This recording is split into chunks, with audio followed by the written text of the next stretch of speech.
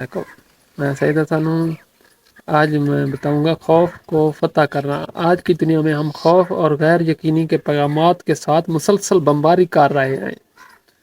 خبریں، جرائم، دہشت گردی اور قدرتی آفات کی کہانیوں سے بھری پڑی ہیں۔ سوشل میڈیا افواہوں اور غلط معلومات کی افزائش کا مرکز ہے اور ہمارے اپنے دماغ اکثر ہم پر چالیں چلاتے ہیں اور بدترین صورتحال کے منظرنامے تیار کرتے ہیں۔ خوف کی یہ مسلسل نمائش ہماری زندگیوں پر اثر ڈال سکتی ہے۔ یہ ہمیں خطرات مول لینے، اپنے خوابوں کا پیچھا کرنے اور اپنی زندگی کو بھرپور طریقے سے گزارنے سے روک سکتا ہے۔ یہ ہمیں بے اختیار، فکر مند اور یہاں تک کہ افسردہ محسوس کروا سکتا ہے۔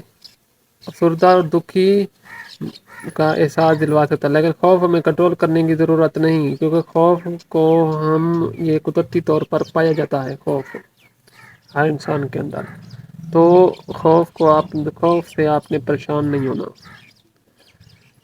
ایک بار جب ہمیں اس کا علم ہو جائے تو ہم اس کی صداقت پر سوال اٹھانا شروع کر سکتے ہیں۔ مطلب جب بھی کوئی خبر پہنچے آپ کو جھوٹی، تو اس کی تحقیق کریں۔ کیا یہ کہانیاں واقعی سچ ہیں؟ کیا ان کے ہونے کا اتنا ہی امکان ہے جیسے کہ انہیں بتایا جا رہا ہے؟ دوسرا مرحلہ مثبت پہلو پر توجہ مرکوز کرنا۔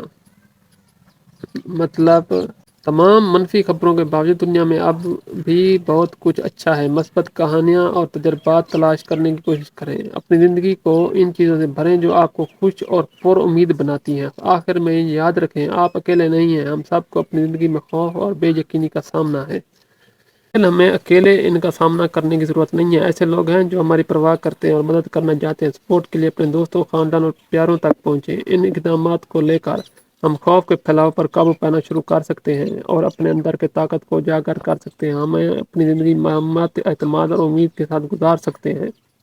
آئیے مستقبل سے ڈرنا چھوڑ دیں اور حال کے لیے جینا شروع کریں۔